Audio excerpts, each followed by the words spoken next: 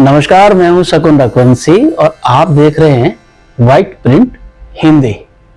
इस बार आपका साबका हम एक ऐसी शख्सियत से करा रहे हैं जिसे शहर फरीदाबाद में एजुकेशन का महारथी कहा जाता है। एजुकेशनिस्ट को जब कोई समस्या होती है तो वो निश्चित तौर पर बेखटके इनको फोन घुमा देते हैं।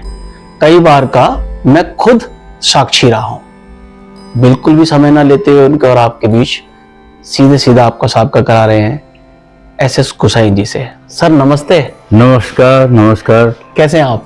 बिल्कुल ठीक है। इस उम्र में जितना ठीक होना चाहिए बिल्कुल उस हिसाब से बिल्कुल ठीक है। सर कहते हैं कि आदमी जो बोता है वही पाता है। आपने अच्छा किया है तो प्रभु ने आपको अच्छी सेहत दी हुई है। देखिए, हम आप लोगों की शुभकामना और भगवान की कृपा को मानते हैं कि आज हमको इतने लोग प्यार करते हैं। फरीदाबाद के लोगों ने हमको बहुत प्यार दिया है, उसका मैं ऋण नहीं चुका सकता हूँ। बहुत बड़ी बात की आपने। सर ये जो इंटरव्यू है बिल्कुल फिक्स जैसा नहीं है। मैं इस इंटरव्यू को ना फिक्स नहीं जाना चाहता। मैं चाहता हूँ कि लोग एसएस गुसाई को जाने और लोग जाने। मतलब एजुकेशनिस्ट तो आपको जानते हैं, मेरे शहर के बासिंदे भी जाने कि भाई ऐसा नहीं है ना कि केवल एक स्कूल स्थापित कर दिया, अच्छा स्कूल चला रहे हैं, अच्छे एजुकेशनिस्ट हैं।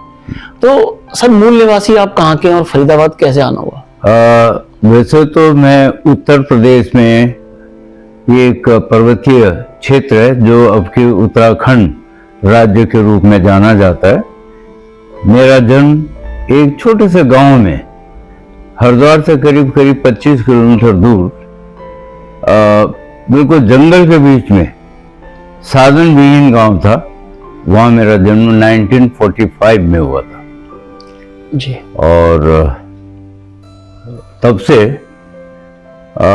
ये मैं मानता हूँ कि उत्तराखंड में शिक्षा का अभाव था तब। अब तो बहुत यूनिवर्सिटीज हो गए हैं, कॉलेजेस हो गए हैं, तो इसलिए मेरी प्राइमरी शिक्षा कहीं भी किसी स्कूल में नहीं हुई है। अच्छा। और तो फिर हायर एजुकेशन कैसे हुई?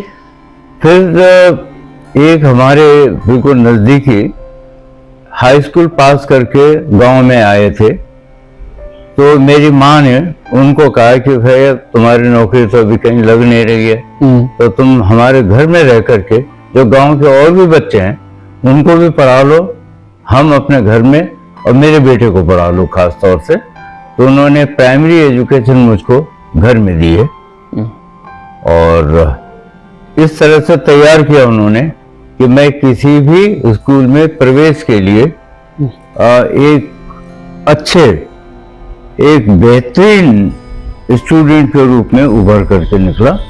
ये वो जो गुरुजी थे मेरे, उनका आशीर्वाद था, उनकी मेहनत थी, वरना गांव से पढ़ना बहुत मुश्किल था। तो ऐसा है। तो जैसे आप टीचिंग में ही आना चाहते थे, टीचिंग में ही आए या उससे पहले भी कोई और तरह के काम धंधे या नौकरियां की आपने? हाँ, मैंने रुड़की विश्वविद्यालय से एमएससी किया फिजिक्स में और मैं गोल्ड मेडलिस्ट था। मुझे भाभा एटॉमिक रिसर्च सेंटर में जॉब मिल गया था। मैंने 2 महीने वहाँ सर्विस करके भी देखा है, पर मुझे लगा है कि नीरस सा जीवन है। आप लाइब्रेरी में बैठकर अध्ययन करते रहिए, जो कि मुझे एक जगह पर बैठ करके कभी भी इन्हें क्लर्क वाली नौकरी या बाबूगिरी वाली नौकरी मुझे कभी पसंद नहीं थी। मैं चाहता था कि आगे पीछे घूमने का मौका मिले और लोगों से संपर्क बढ़ाने का मौका मिले। तो मैं वहां से छोड़ करके साहू जैन कॉलेज नजीबाबाद में पोस्ट ग्रेजुएट कॉलेज है, लेक्चरर के तौर पे वहां आ गया था मैं। आपको कुछ कंस्ट्रक्टिव क्रिएटिव करना पसंद है? क्रिएटिव करना, और मुझे चलना फिरना ज्यादा पसंद है। अच्छा। फरीदाबाद कब आना हुआ सर? फरीदाबाद 1982 में एक नया स्कूल की इनका प्रपोजल था।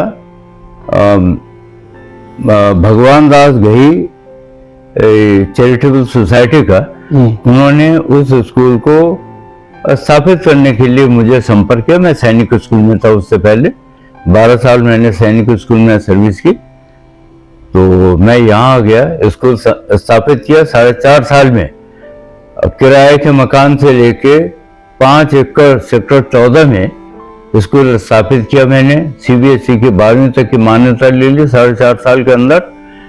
और फरीदाबाद के लोगों ने मुझको बहुत आशीर्वाद दिया, बहुत पसंद किया।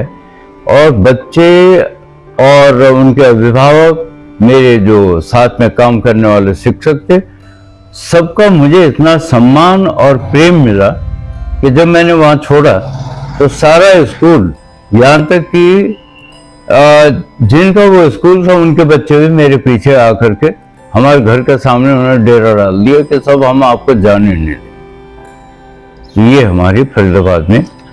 सर ये बड़ा एक कोइंसिडेंस है कि जैसे आपने कहा कि मेरी भी सर बहुत ज्यादा तो नहीं, लेकिन मेरा एडमिशन स्कूल में सीधा 3rd क्लास में हुआ। उससे पहले वाली क्लासें हमने नहीं पढ़ी, घर वाले घर पर ही पढ़ाते थे। दूसरी बात, जब मैं शहर में खुद आया 2008 में, तो मुझे एक बड़े सीनियर साथी ने कहा कि ये शहर प्रवासियों को, बाहर के लोगों को बड़ा दिल खोल के स्वागत करता है। और ये आपकी बात सुनकर मुझे उनकी बात फिर से तस्दीक होती लग रही है। फरीदाबाद जो है, ज्यादातर लोग बाहर से आए हैं, जो उद्यमी हैं वो सारे बाहर से आए हैं। यहाँ के लोगों के पास खेत थे और उन खेतों की कीमत पहले कुछ नहीं थी, इसीलिए प्रताप सिंह कैरो ने फरीदाबाद को इंडस्ट्रियल टाउन के तरह से डेवलप किया, क्योंकि यहाँ कुछ होने के लिए था नहीं। तो इंडस्ट्रियल टाउन के रूप में उभर के आए। ये तो जब कंस्ट्रक्शन शुरू हुआ 1970 में, इर्द गिर्द कुछ हलचल से भी ये इंडस्ट्रीज और उभर के आने लगी। मैनचेस्टर इंडिया कहा जाता फरीदाबाद को। तो उसके बाद यहाँ जो पहाड़ थे, पहाड़ी एरिया, उसने सोना उगलना शुरू कर दिया। यहाँ जो था रेत, पत्थर, जो बदरपुर सब यहाँ मिलता था। उसकी वजह से यहाँ के लोगों का जो जीवन स्तर था वो बहुत बदल गया। किसी को रोजगार मिला, किसी को व्यापार मिला, इस तरह। हाँ, इसीलिए बाहर के लोग आए। उद्यमी तो बाहर के लोग हैं। बाहर के लोग, यहाँ के लोगों ने तो जो कंस्ट्रक्शन में मदद की है और यहाँ के लोगों ने मैन पावर भी दी। मैन पावर भी। हाँ सर, मेरी एक बार केसी लखानी जी का मैं इंटरव्यू कर रहा था, तो उन्होंने ये कहा कि शहर बहुत बदल गया है। पहले हम चौड़े चौड़े सड़क थे, उन पे बैट बल्ला खेलते थे। हाँ। आज आपको सड़क पार करने में भी थोड़ा सोचना पड़ता है। इस ट्रैफिक को आप कैसे लेते हैं सर? हाँ, ये हो गया है कि देखिए प्रगति तो हुई है। जहाँ सड़कों पर साइकिलें चलती थी, आज वहाँ कारें चलती है। बल्कि इतनी साइकिल नहीं थी जितनी आज कार हैं इस शहर में जी। और सड़क पार करना हमारे घर के सामने ये रोड है, लिंक करती है सी गांव को या सेक्टर 3 को।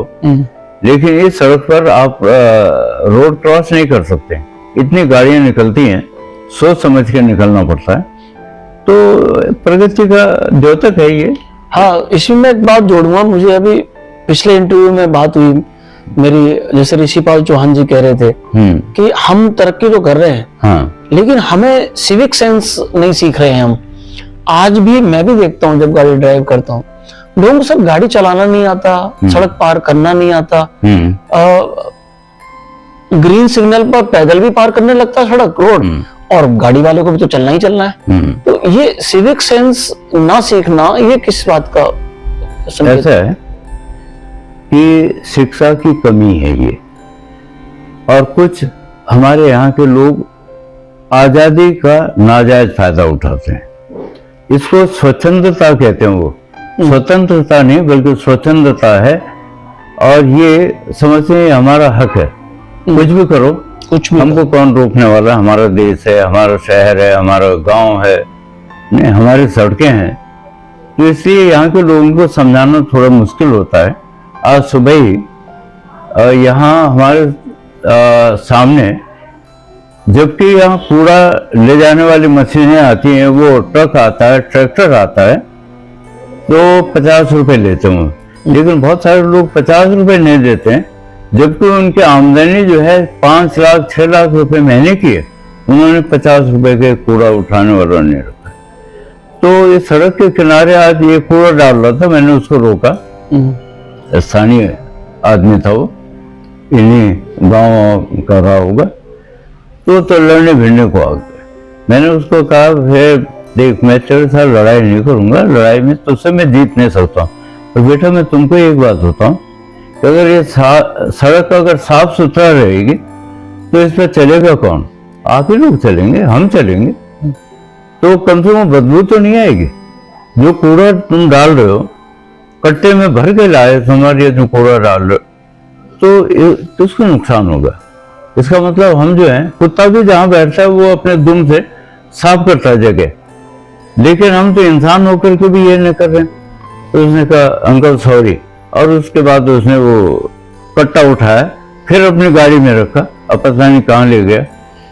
तो ये है कि इस शिक्षा की बहुत जरूरत है। मैं तो उम्र का लिहाज से मैंने उसको बेटा बेटा कह करके समझाया, लेकिन अगर कोई कुछ दिन पहले हमारी डॉटर इन लॉ ने एक ऐसे आदमी को टोकना शुरू किया, वो कहता है तो अपने आप को क्या रानी समझती है, नहीं, वो लड़ने भिड़ने को तैयार हो गए। तो शिक्षा का अभाव है ये। तो हम क्या ये कह सकते हैं कि देश आजाद हुआ और आजादी के बाद जो जो चीजें हमें मिलनी चाहिए थी वो शायद मिल नहीं पाई है, या हम ले नहीं पाए हैं, ऐसा भी कुछ हो सकता है? नहीं, हमको मिली क्यों नहीं है? हमको बहुत सारी चीजें मिली हैं, पर हम उनका सदुपयोग नहीं जानते हैं। हम उसका दुरुपयोग जानते हैं, हम सदुपयोग नहीं जानते। अगर कहीं पर राशन मिल रहा है तो राशन वाला जो है वो हमको एक्सप्लॉइट करता है, क्योंकि हम खुद भी उसको कहते हैं भैया तू ही रख ले, मुझे पैसे दे दे। तो सुविधा तो है, पर हम उस राशन का उपयोग नहीं जान रहे। हम तो उसको कहते हैं भैया मुझे पैसे दे दे, तू रख ले राशन। और मैंने देखा कुछ लोग कहते हुए कि भ्रष्टाचार भी एक सुविधा है। हाँ, भ्रष्टाचार देखिए, कुछ तो कारण ऐसा है कि हमारे जिस जड़ों तक जो चीज बैठ गई है वो तो धीरे धीरे निकलेगी, क्योंकि मैं उसका खुद भुक्तभोगी हूँ। और मैं ये कहने में कभी हिचकता भी नहीं हूँ, हुडा जो है एक सबसे बड़ा भ्रष्टाचारी जो मतलब मेरे सामने आए, तो हुडा में 4 बार मैंने इस तरह का भ्रष्टाचार का वो किया, और मैंने रिश्वत नहीं दी, जिसकी वजह से 80-90 हजार 5,000 रुपये रिश्वत न देने से 80,000 रुपये खर्च किए। अब ये जीवट लोगों में होता ही नहीं है। लोग कहते हैं चलो अपना काम, इसी को मैं सुविधा का भ्रष्टाचार कह रहा था। हाँ, लोग कहते हैं थोड़ा पैसा दे के मेरा काम समय पे हो जाए, काम समय, क्योंकि उनको पहले से ये उनके माइंड सेट बना दिया। इसलिए मैं कह रहा हूँ कि हमारे कुछ तो परंपराओं में चला आ रहा है ये, रिश्वत दो काम कराओ। हाँ। अब चूंकि लोगों के पास पैसा ज्यादा हो गया, समय नहीं है, इसलिए वो कहते हैं यार पैसा देके काम होता तो, इसलिए भ्रष्टाचार को और ज्यादा एक गति मिल रही है इससे। जैसे सर आप एजुकेशनिस्ट हैं, अभी पिछले कुछ सालों से हम देख रहे हैं न्यू एजुकेशन पॉलिसी का बड़ा शोर हो रहा है। मैं आपको भी कहीं कहीं बोलते हुए देखता हूँ और शिक्षाविदों को भी बोलते देखता हूँ। एक बनाया जा रहा है, एक प्रारूप अभी कहीं लागू किया जा रहा है, बात हो रही है, फिर कह रहे हैं कि पार्टली लागू करेंगे। क्या ये सही दिशा में चल रहा है, या प्रयास ठीक है कर नहीं पा रहे हैं? प्रयास ठीक है, कर नहीं पा रहे हैं। और जैसे ये कहावत होती है कि old wine in new bottle, जी ठीक है, बात तो वही है। शिक्षा अलग से नहीं है, हमने शिक्षा को भी भ्रष्टाचार के दायरे में रख लिया है। यानी एजुकेशन एक कमोडिटी हो गई है। जैसे कोई चीज हम बाजार से खरीदते हैं, तो ऐसे ही आज बड़ा आदमी सोचता है यार मैं टीचर को खरीद सकता हूँ, तो मेरे बच्चों को ट्यूशन पढ़ा ले, कोचिंग सेंटर में भेज रहे हैं। कोचिंग सेंटर जो मशरूमिंग हो रही है, उसका एक कारण ये है कि लोग कहते हैं यार 2 लाख रुपए देने क्या बड़ी बात है। ठीक है, कोचिंग सेंटर होता क्या है कोचिंग सेंटर में वो ये नहीं जानते हैं। कोचिंग सेंटर से उनको कितना लाभ होगा ये भी नहीं जानते हो। तो इसलिए वो जो शिक्षा को भी एक व्यापारीकरण हो रहा है शिक्षा का। जो कि रुकना उन लोगों के हाथ में है जो बहुत सक्षम है, लेकिन वो रोकना नहीं चाहते हैं। और आप क्या कह रहे हैं, उनकी प्रायोरिटी में नहीं है या उन्हें पता ही नहीं है इस बारे में? उनको पता ही नहीं है, अवेयर ही नहीं है। नहीं पता नहीं है। उनके पास पैसा है, वो कहते हैं पैसा है तो समृद्ध को नहीं दोष गुसाई। नहीं, जिसके पास पैसा है वो सोचता है कि मैं तो हर चीज खरीद सकता हूँ, शिक्षा भी खरीद सकता हूँ, कोचिंग सेंटर है। वो अपने बच्चों को, मैंने एक स्कूल में मैं मुख्य अतिथि के रूप में गया था, बड़े इलिट क्लास के पेरेंट्स वहां से, मैंने पेरेंट्स से पूछा आप ये बताओ कि आप अपने बच्चे का क्लास टीचर का नाम जानते हैं? 1000 की गैदरिंग थी वहां, उस 1000 की गैदरिंग में मुश्किल से 50-60 हाथ खड़े हुए जो कि अपने बच्चे के क्लास टीचर के नाम को जानते हो। इसका मतलब जब आप अपने बच्चे के लिए इतने संवेदनशील नहीं है तो और कामों के लिए क्या होंगे आप? तो इसलिए ये हम समृद्ध हो रहे हैं, लेकिन उस समृद्धि को हम ठीक दिशा में इस्तेमाल नहीं कर रहे। अभी किसी ने बड़ा अच्छा कहा था, मेरे पास एक कोट आया था, उसमें कहा था कि एक टीचर 6 घंटे में उन मिस्टेक्स को नहीं हटा सकता जो मिस्टेक्स बैड पेरेंटिंग के कारण 18 घंटे में बच्चे को दी जा रही हैं। बिल्कुल सही बात यह है कि बच्चा हमारे पास 6 घंटे रहता है स्कूल में। हम बच्चों को उस 6 घंटे में मोटिवेट करें या पढ़ाएं, क्योंकि हमारे पास भी जो लिमिटेशंस हैं, हमने बोर्ड के लिए तैयार करना है उसको, तो हम भी सिलेक्टिव हो जाते हैं। और जो वो कोचिंग सेंटर में जाता है वो और सिलेक्टिव हो जाता है, वो सिर्फ उतना ही पोर्शन करता है जितना कि बोर्ड में काम आ सकता है। फिर मार्केट में मार्केटिंग शुरू हो गया। अब किताबें ऐसे आने लगी प्राइवेट पब्लिशर की कि जिसमें वो खूब एलोबरेट करके इतनी अच्छी किताब, इतनी बड़ी किताब बच्चे के सामने सौंप देते हैं, बच्चा उसको पढ़े ना पढ़े, लेकिन किताब तो टीचर भी कहता है फलानी किताब खरीद लो, तो किताब तो खरीदवा दिया, लेकिन उस किताब को फॉलो कराने वाला कौन है? हमारे पास टाइम लिमिट है क्लास में। कोचिंग सेंटर वाला कहता है अगर मैंने ठीक नहीं पढ़ा है तो मुझे तो रिजल्ट देना है, वो सिलेक्टिव, वो जो एग्जाम में आते हैं सवाल उनको कराता है, बेसिक तो कोई भी नहीं करा रहे। तो ये शिक्षा में ये बहुत बड़ी कमी है ये आज की शिक्षा में। इसका कोई तोड़ इसमें है, एमईपी में है, आपने पढ़ी हो तो? हाँ है, फिलोसॉफिकली हमारी पॉलिसी बहुत अच्छी है, पर उन्होंने क्लासरूम में उसको ढाल करके नहीं देखा है कि क्लासरूम में अगर इस शिक्षा पद्धति को अगर हम फॉलो करवाते हैं तो टीचर को क्या दिक्कत आएगी, बोर्ड को क्या दिक्कत आएगी। बोर्ड भी अपनी फिलोसॉफिकल वो झाड़ता रहता है, रोजाना नई चिट्ठी आती है सीबीएसई की, एनसीईआरटी ने किताबें लिखी हैं, वो इतनी शॉर्ट हैं कि उसमें टीचर के लिए मेहनत करने के लिए बहुत है। अब टीचर मेहनत करे अगर अलग से तो टाइम नहीं है उसका, तो वो भी कहता है ठीक है। जैसे डॉगमेटिक कहते हैं इसको, एक वर्ड है फिलोसॉफी में कि डॉगमेटिक अप्रोच मीन्स सीधे एक बच्चे के ऊपर बोझ रख दिया, बेटा तूने ये उठा करके यहाँ से वहां तक रखना है, तो फॉर्मूला है, वो आया कहाँ से फॉर्मूला, वो फॉर्मूला हम बच्चे के सामने रख देते हैं, बेटा इसमें वैल्यूज को पुटअप कर और रिजल्ट आ जाएगा। वो फॉर्मूला कहाँ से आया, कैसे आया, उसमें क्या चीजें हैं, उसकी सिग्निफिकेंट वैल्यूज क्या हैं, ये कोई नहीं बताता। इसमें एक बात ये भी आती होगी शायद, क्योंकि मैं स्कूल से नहीं हूँ, कि अगर वो टीचर पे सारा दारोमदार रख दिया है, प्रेशर उस पर है, तो यानी उसको एक्स्ट्रा एफर्ट करने हैं। अच्छा, वो मालिक की तरफ देखेगा कि भाई मुझे ज्यादा मिलना चाहिए तो मैं ज्यादा एफर्ट करूं।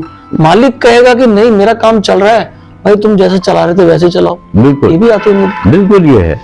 आजकल सब ये सोचते हैं कि बच्चा कोचिंग सेंटर में जा रहा है, हम ये कह सकते हैं कि साहब देखिए बच्चा क्लास में तो अटेंटिव है ही नहीं, तो कोचिंग सेंटर के भरोसे बैठा रहता है। कोचिंग सेंटर वाला अपना 1 घंटे में जितना पढ़ा सकता है वो क्या पढ़ाएगा, वो सॉल्व कराता है, क्वेश्चन सॉल्व कराता है, नहीं अंडरस्टैंड तो नहीं करा रहा है। और दूसरी सबसे अनफॉर्चुनेट पार्ट ये कि टेक्नोलॉजी ने हमको बिगाड़ दिया।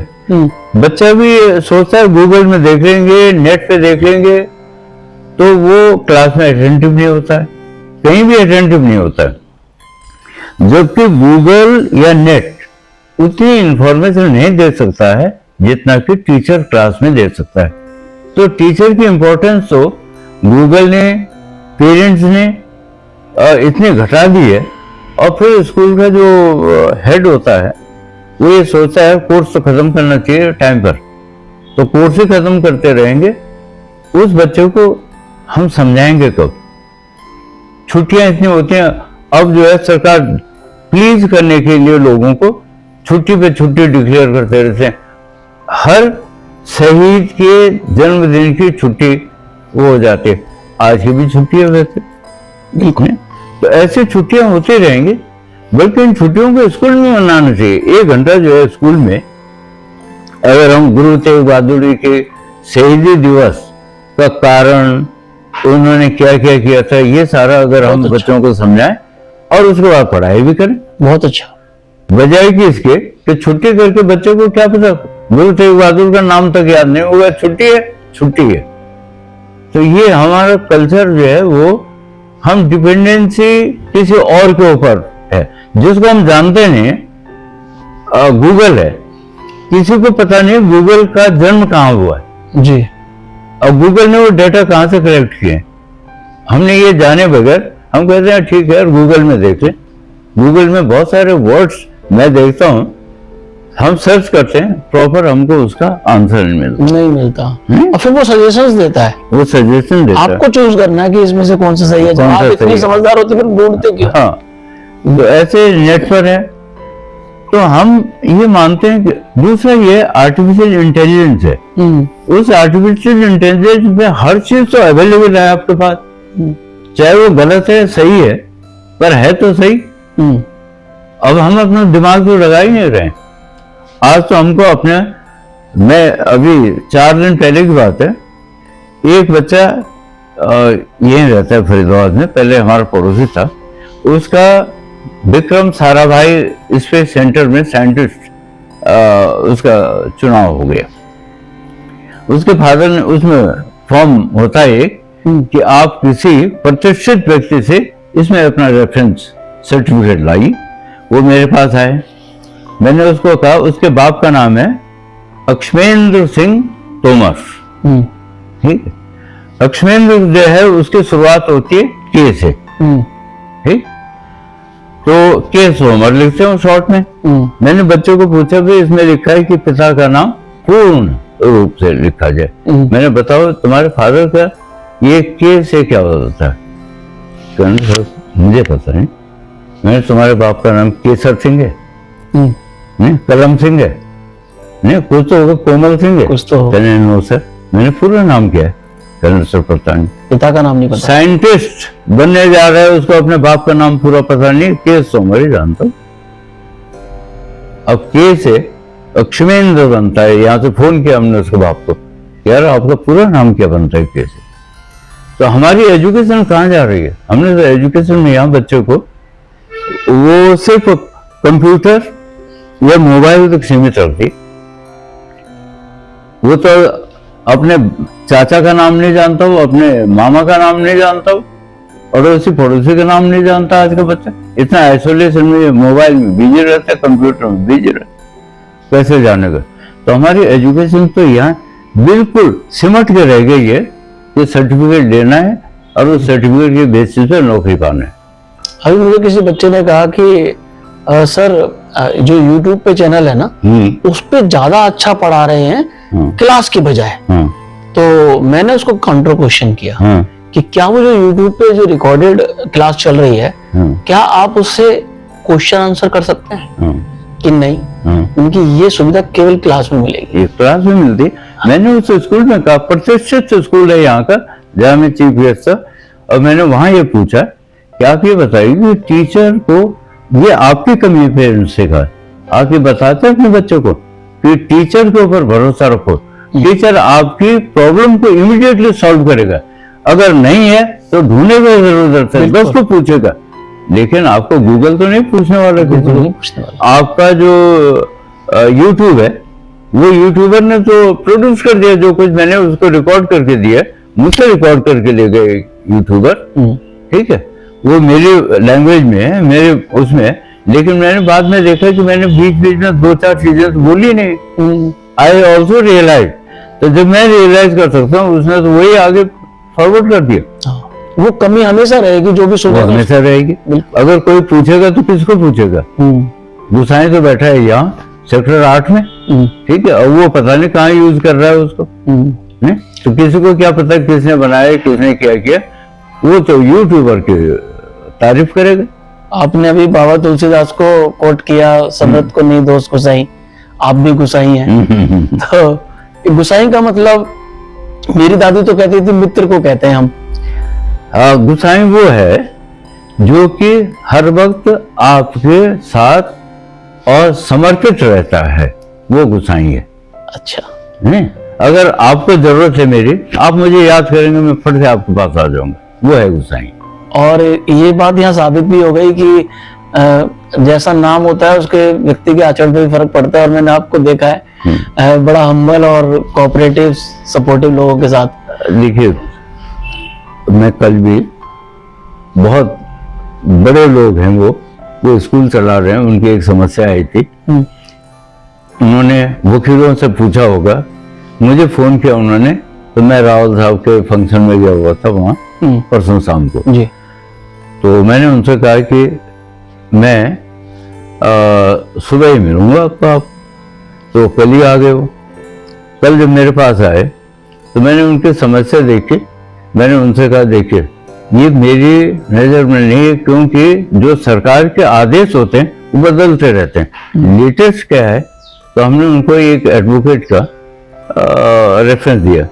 मैंने देखे उन एडवोकेट के साथ मैं इसलिए बैठा हूँ कि मेरे पास भी एक केस आया था, और उस केस में उन्होंने एक ऐसा प्रसंग दिखाया मुझको जो कि बहुत हेल्पफुल था, जिसका मुझे पता नहीं था, यहाँ के डीओ को पता नहीं था, डायरेक्टर को पता नहीं था। जब उसने मुझे बताया कहने ये है, तो मैं डायरेक्टर के साथ मैंने उनको कहा, मैंने आप कानून बनाते हैं, आप ऑर्डर निकालते हैं, किसके बेसिस पे निकालते हैं आप, ये आपने देखा है कभी? कहने नहीं, मैंने ये ऑर्डर आपके प्रिंसिपल सेक्रेटरी ने निकाला था 2003 में, 2003 में निकाला है, और आपको ही पता नहीं है।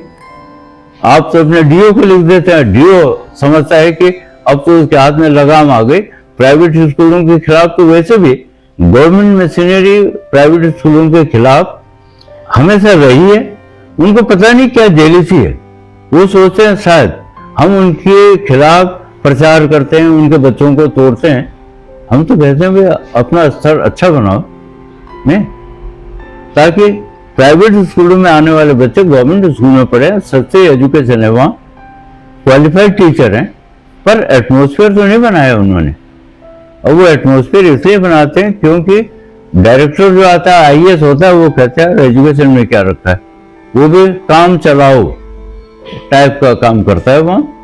तो इसलिए जब तक होल हार्टेड इसमें एफर्ट नहीं किए जाए तो हमारी शिक्षा व्यवस्था सुधर नहीं सकती है। जबकि आरोप तो सर ये लगते हैं कि प्राइवेट स्कूल्स को लाभ देने के लिए सरकारी स्कूल बंद किए जाते हैं। ऐसा है, मेरे गांव में मेरे टाइम पर जब हम छोटे थे कोई स्कूल नहीं था। अब मेरे गांव में एक प्राइमरी स्कूल है, उसमें 6 बच्चे हैं कुल, एक मिडिल स्कूल है उसमें 8 बच्चे हैं, 8 टीचर हैं। अच्छा, 8 बच्चे हैं और 8 टीचर हैं मिडिल स्कूल में, एक आया है। और थोड़ी सी दूर पर 2 इंटर कॉलेज हैं, एक लड़कियों का एक लड़कों का। लड़कों के कॉलेज में गवर्नमेंट ने ले लिए दोनों, तो जो लड़कों वाला इंटर कॉलेज है उसमें 200 बच्चे हैं 6ठी से 12वीं तक, और जो लड़कियों के इंटर कॉलेज है उसमें 40 बच्चे हैं 6ठी से 12वीं तक, और स्टाफ उनके यहाँ 1900 लड़कियों वाले उसमें हैं टीचर, और लड़कों वाले में तो चलो जो भी है, पर 200 बच्चे तो हैं। हमारे जमाने में एक अकेला इंटर कॉलेज था जो कि प्राइवेट था, उस वक्त उसमें करीब 400 बच्चे थे 6ठी से 12वीं तक, और आज उसमें 200 बच्चे हैं, जबकि गवर्नमेंट का है, सीबीएसई से एफिलिएट कर रखा है वो, पर वो टीचर तो सरकारी है, उसका तो इस्तेमाल करते हैं कभी वोट बनवाने में, कभी इधर करने में, कभी उसके आजकल उनकी ड्यूटी लगी है बीएलओ की तरफ से जी कि साहब वो जो है SIR आपने उसको सर्च करना है कि कितने वोटर हैं कितने गांव में। आप करीब आधा दशक से रह रहे हैं, कोई हरियाणवी भाषा का कभी कभी बोल लेते हैं अपने दोस्तों में? हाँ बोलते हैं, जैसे कोई एक दो लाइन आप सुना। जैसे गांव में जाते हैं हाँ, नहीं, वो कहते हैं जैसे रामनिवास के बेरा भाई ने को ना पाट्या कोई नहीं पाट्या। ने जी जी जी। मन ने ना बेरे भाई नहीं? तने के काम से। हाँ तने के काम से फिर मैंने एंजॉय किया। मैंने ये जो हमारे DC साहब हैं इनको मैंने कहा वो जो ऊपर से तीसरा नाम है आपके उसमें बोर्ड पर वो मेरा स्टूडेंट है, जो 11वां नाम है वो मेरा स्टूडेंट है यहाँ, ठीक है। उन्होंने कहा सर मैं भी तो आपका स्टूडेंट हूँ। मैंने उनसे कहा कि वैसे तो नहीं है पर आज बन गए आप मेरे स्टूडेंट। बिल्कुल। कि आज आपने मुझे जो सम्मान दिया है, मैं किसी काम से नहीं आया था पूरा। ये इंटरव्यू बहुत अच्छा चला, बहुत अच्छा बना है, ऐसा मुझे लगता है। आपको कैसा लगा जरूर बताइएगा। सर आपने हमसे बात की, बहुत कीमती समय दिया, आपका बहुत बहुत शुक्रिया। नहीं बहुत बहुत धन्यवाद कि कम से कम हमारी इस उम्र में जो हमारे अनुभव हैं उन अनुभवों को खट्टा मीठा जैसा भी है अगर उसका आपने रिकॉर्ड किया है, लोगों तक हमारी बात पहुंचाई है, पहुंचाने का प्रयत्न कर रहे हैं, तो ये आपका बहुत बहुत आभार। Thank you sir. Thank you. नमस्ते।